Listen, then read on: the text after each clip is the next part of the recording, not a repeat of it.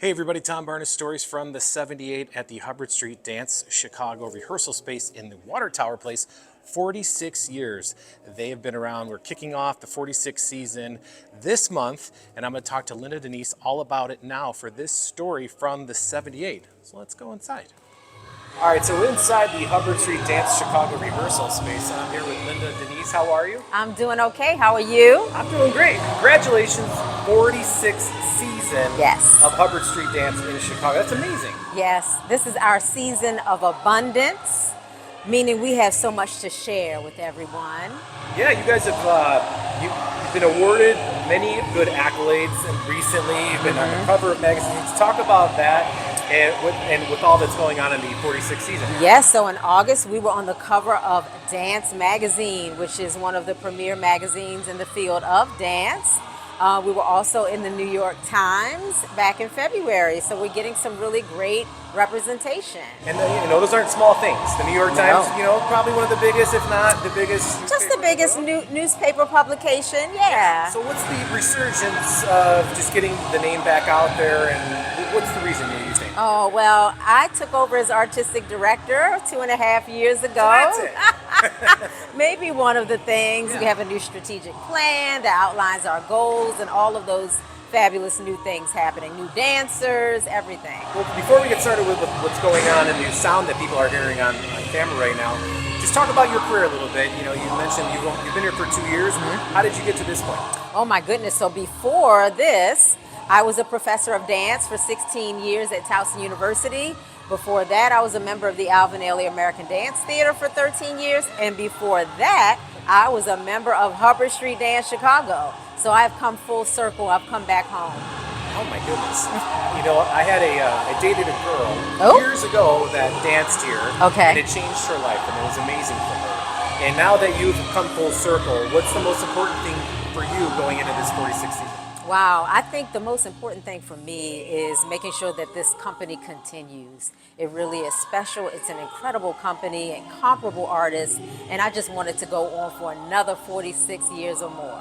So what are people, what are they going to see when they come to the performance here in November? Right, so in November, our season of abundance starts with Of Peace. So we have an abundance of peace to share, and that is actually the start of our resident artist. Azure Barton was our resident artist for the next 3 years.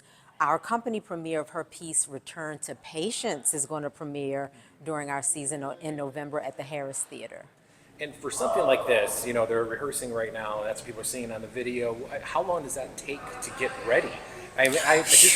I did a little dance thing in high school years ago, and that took forever, and it was like 20 seconds long. So right. I can't imagine what goes into preparing for something like this. Wow. Well, the dancers have been back since August. So they work 5 days a week from 10 a.m. to 6 p.m. They dance constantly. They have an hour break for lunch, of course, because dancers got to eat. Right. And just nonstop. And then in between the rehearsals, we have done some tours. So we did a run out to Los Angeles. We've gone to Michigan.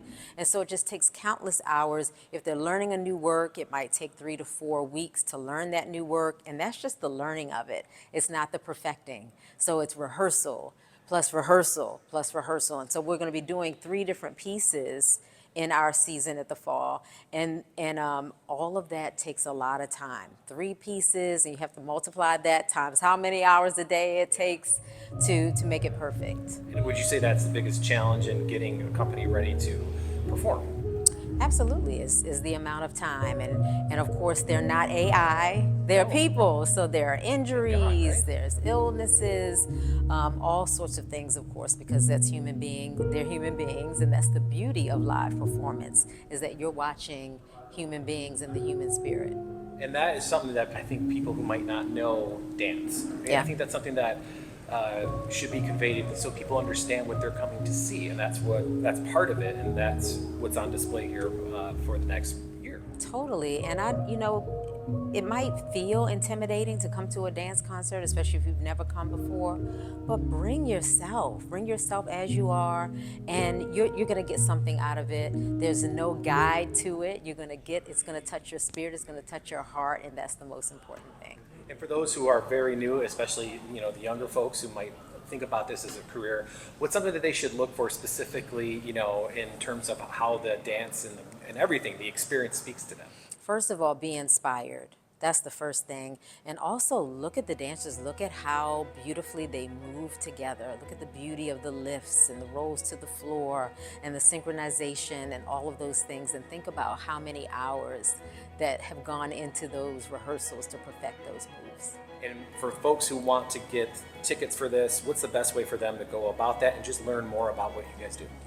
HubbardStreetDance.com. That's amazing. Well, you know what? I know you've been here for 2 years, but welcome back. It's great to have you back, you know, helming this ship that is going on its 46th season, and congratulations. Thank you so much. You're welcome. All right, so there you have it, the Hubbard Street Dance Chicago's 46th season, kicking off right now. TomBarneyChicago@gmail.com if you have a suggestion for a story from the 78, or head over to the website storiesfromthe78.com. Be sure to check them out.